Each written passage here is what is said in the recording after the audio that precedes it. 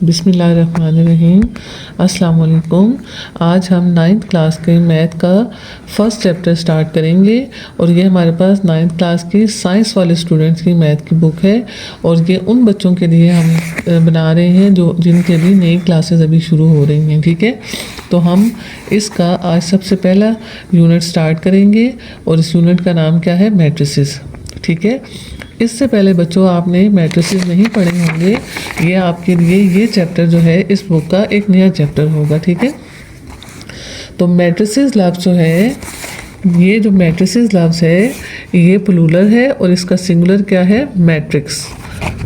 इसका सिंगुलर क्या है? मैट्रिक्स। ठीक है, अब इसको स्टार्ट करने से पहले मैं आपको इसकी बेसिक चीज़ से स्टार्ट करते हैं कि इसकी डेफिनेशन क्या है। ठीक है, देखिए आपको मैंने बताया था चैप्टर का नाम क्या है? मैट्रिसेस, जो कि एक प्लूरल है और इसका सिंगुलर क्या है? मैट्रिक्स। ठीक है, इसकी डेफिनेशन क्या है? अब matrix is a rectangular arrangement of real number enclose in square bracket. ठीक है, यानी मैट्रिक्स जो है उसमें हम रियल नंबर्स को अरेंज करते हैं और उनको हम स्क्वायर ब्रैकेट के अंदर लिखते हैं। अब आपको पता होना चाहिए, देखिए स्क्वायर ब्रैकेट किस शेप की होती है? इस तरह होती है। ठीक है, अब मिसाल के तौर पर अगर आप इस स्क्वायर ब्रैकेट के बजाय यहाँ पर मिड ब्रैकेट यूज़ कर लेते हैं या ये यूज़ करते हैं तो ये दोनों क्या हैं? गलत है।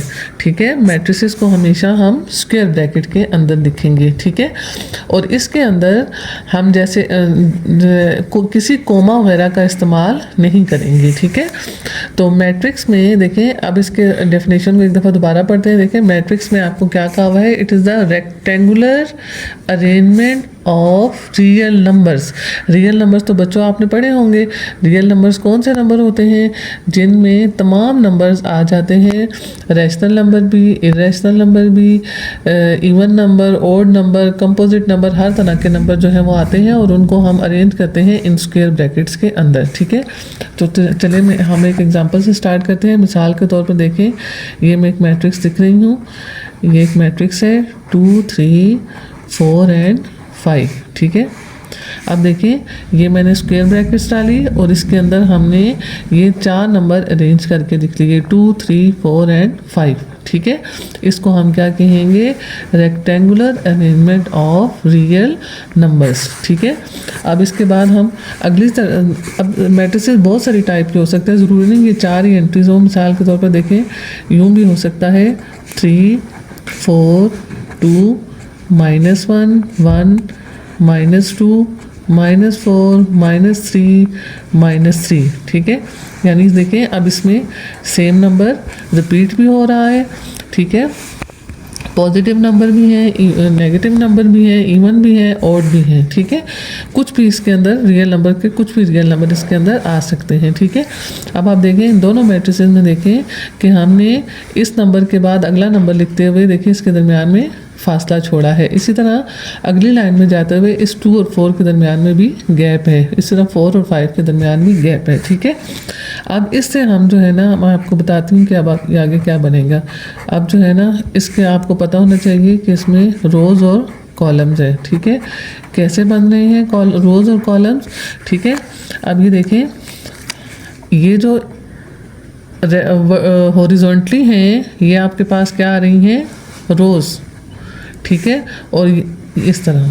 ठीक है, और जो वर्टिकली हैं नीचे की तरफ जो आ रही हैं ये आपके पास क्या है? कॉलम्स। ठीक है, जैसे बच्चे क्लास में आप देखें, क्लास में भी जब बैठते हैं तो आपकी रोज़ बनी होती हैं, लाइनें जो होती हैं, जैसे इस कॉपी में भी ये देखें ये क्या है? रोज़ है। ठीक है, और जो ऐसे आगे से पीछे की तरफ जाती हैं वो क्या होते हैं? कॉलम्स होते हैं। ठीक है, तो ये हमारे पास इस मैट्रिक्स के अंदर रोज़ और कॉलम्स आ गए। ठीक है, उसके बाद अगली चीज़ क्या आ जाती है?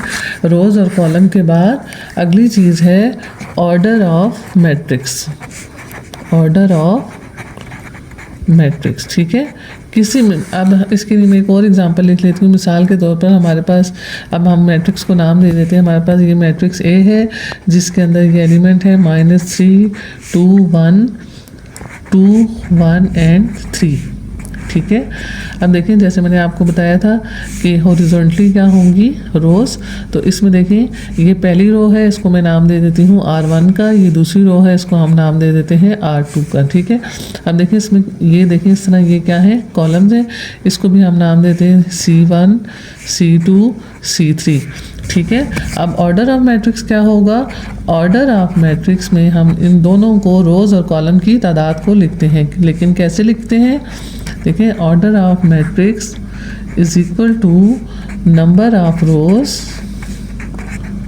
Multiply by number of columns. ये मल्टीप्लाई नहीं है, मतलब इसका मतलब ये नहीं कि आपने इसको मल्टीप्लाई कर देना है। ये जैसे हम मेजरमेंट में लिखते हैं ना बाय, मतलब अगर किसी रूम की लेंथ जैसे होती है 2/3, तो इसको भी हम मल्टीप्लाई नहीं करते, सिर्फ ये एक सिंबल है, ठीक है। तो अब देखिए इसमें कितनी रोज है 2, तो इसका पहले आ जाएगा 2 और फिर ये मल्टीप्लाई का साइन, और यहाँ देखिए कॉलम कितनी थी 3, तो इसका ऑर्डर क्या बन गया 2/3, ठीक है। अब आपने याद रखना है कि ऑर्डर ऑफ मैट्रिक्स क्या होता है, number of rose into number of columns. इनको मल्टीप्लाई नहीं करना होता, इनको ऐसे ही लिखना होता है, ठीक है, 2/3, ठीक है। और नंबर ऑफ रोज और कॉलम्स को हम जो है आसानी के लिए नंबर ऑफ रोज को m से शो करते हैं और नंबर ऑफ कॉलम को n से शो करते हैं, m/n, ठीक है। और इसको हम जो है देखिए बुक में से भी देखते हैं थोड़ा सा, देखिए a matrix with m rows and n columns has order m/n, read as m/n, ठीक है। कैसे रीड करेंगे इसको, read as m/n, ठीक है। if a matrix has order m/n then m represent number of rows and n represent number of columns, ठीक है, सही हो गया। अब जैसे देखें ये बी मैट्रिक्स है ना, इसमें देखें कितनी रोज कितनी है 2 और कॉलम भी कितने हैं 2, तो इसका ऑर्डर क्या बन जाएगा 2/2। हम इसको ऐसे भी लिख सकते हैं 2/2 और 2 × 2 भी लिख सकते हैं, ठीक है, सही हो गया। अच्छा, और इसको ऑर्डर ऑफ मैट्रिक्स को डायमेंशन ऑफ मैट्रिक्स भी कहते हैं, ठीक है, डायमेंशन ऑफ मैट्रिक्स भी कहते हैं। देखिए ये आपके पास एक मैट्रिक्स है जिसके एंट्रीज क्या है 6 10 5 3 5 2। अब देखिए इसमें कितनी रोज है 1 2 3, row number 1 row number 2 row number 3, ठीक है, और कॉलम कितने हैं 1 2, तो इसका ऑर्डर क्या बन जाएगा 3/2 और इसको हम डायमेंशन ऑफ मैट्रिक्स भी कहते हैं, ठीक है।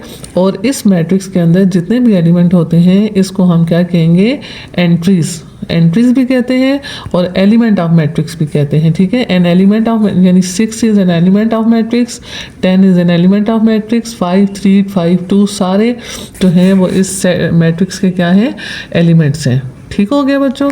अच्छा, उसके बाद जो है आपके पास हम एक एग्जांपल देखते हैं, देखेंगे आपकी बुक में, जैसे ये है example number 1, write the number of rows and columns of following matrix and hence then mention their orders, ठीक है। तो अब देखें जैसे ये आपके पास पहली एग्जांपल है PQRS जो है इसकी एंट्रीज हैं और ये मैट्रिक्स ए है। तो अब देखें बच्चों, सबसे पहले हमने ये मैट्रिक्स लिख लिया। अब इसमें मुझे बताएं आप कितनी रोज हैं, 2 रोज हैं, रो नंबर 1 रो नंबर 2 और कॉलम भी कितने हैं 2 हैं, ठीक है। तो इसका ऑर्डर क्या बन जाएगा 2/2, ठीक है। और नंबर ऑफ रोज की, इसका मतलब है रोज की तादाद भी 2 है और कॉलम्स की तादाद भी 2 है, ठीक है। इसका दूसरा बी मैट्रिक्स है